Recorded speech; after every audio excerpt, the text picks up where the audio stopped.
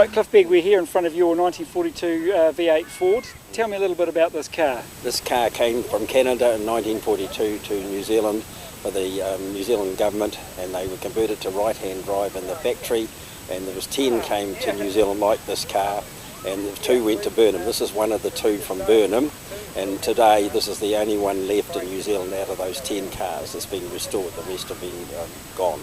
So all 10 were for military, governmental purposes? They were all cars painted this colour, but the chrome was all painted over. They didn't have the chrome on like it's got now because they weren't allowed to have any reflection or anything, but apart from that it was the same. So Cliff, the 10 cars that were imported from Canada, they were all for military purposes at the time, were they? Went to the different military camps in New Zealand. That is correct, yeah. And this car was kept from 1942 to 1960 and then sold at the government store sale. And George Miller from Hines, who worked for Goff and Hamer, bought the car and used it as a family car for several years. So this particular car had an 18-year service life. Were all of them sold off at the same time, or did they vary? No, they would have probably been. This was the. I don't know. I honestly don't know about that. Yeah. But regardless of that, this is the only one of the 10 still in existence. That is correct. It's the only one left. In 1953. This car was driven round, with the Queen in it round the Burnham camp, and she sat in the car and inspected the camp and sitting in this car.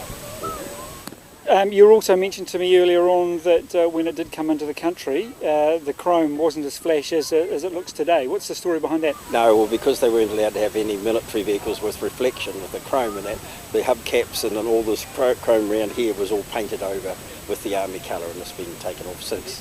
And the lights, tail lights and things have been altered since then, yeah. So was that the case post-war as well, or after the war did they sort of bring it back to the chrome? No, well, it wasn't brought back till this after it was sold.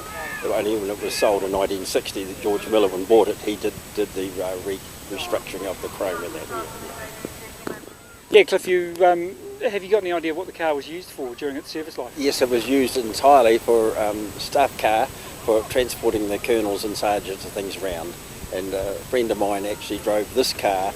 He had to take the colonels and sergeants to a party in Little River from Burnham.